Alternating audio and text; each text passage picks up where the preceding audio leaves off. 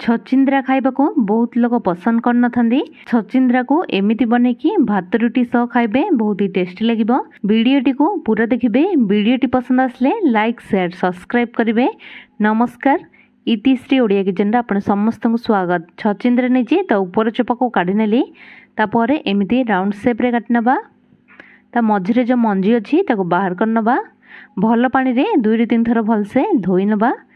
पियाज नहीं पियाज को काटि नबा। टिके अधिका पियाज नहीं थिबे एमिति लंबा शेप रे रखिकी काटि नबा। पियाज को एटी सबु पियाज को काटि नहीं सबु छचिंद्रा को भलसे धोईकी प्लेट रे रखी नहीं। क्वांटिटी अनुसार बेसन, स्वाद अनुसार लुण, हळदी पाउडर, लाल मिर्च पाउडर, गरम मसला 2 चमच, अदा रसुण पेस्ट पकई नबा। भलसे हाथ रे मिसई नबा।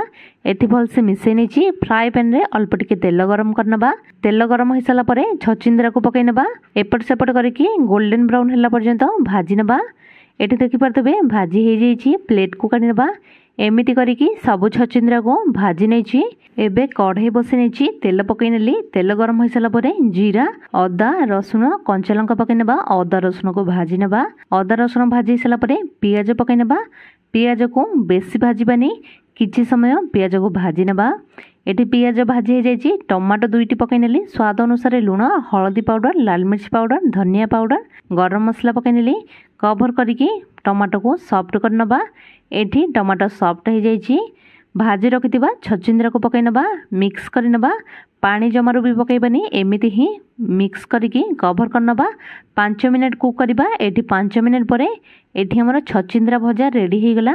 आकु आपण माने भात रुटी सह खाई परिबे, बहुत ही टेस्टी लागिबो। वीडियोटी भल लागिले वीडियोटी को लाइक शेयर सब्सक्राइब करिवे। पुणी देखा गोटे नुआ वीडियो रे। रहुची, धन्यवाद।